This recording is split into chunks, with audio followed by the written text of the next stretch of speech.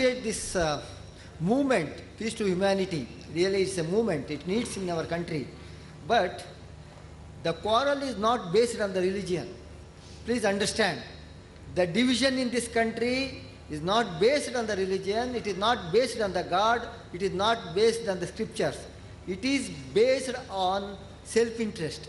Politicians and certain communities, certain castes who feels that they are the superior and they should control this country, they create it.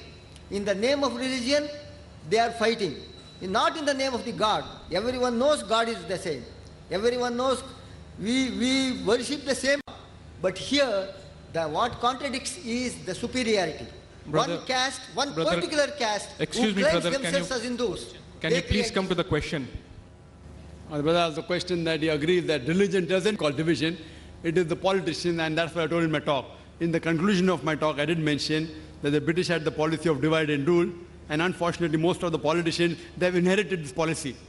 And they get the vote bank by division and rule. So therefore, this talk I've told that if all the Indians, the Hindus and the Muslims, if you go back to the scripture, these people are like khutwatu shaitan. Allah says in the Quran in Surah Baqarah chapter 2, verse 168, Ya allazina amanu, oh you believe, do not follow the khutwatu shaitan, the footsteps of the devil. So we get impressed by these politicians. Therefore, we should go back to our scripture and follow the established truth of the scriptures. Then inshallah, we will not be deviated from these people and come back. And my request to the politician also, even my request to the politician is that if you try and get the vote bank, by getting to the established truth, you will get a bigger vote bank.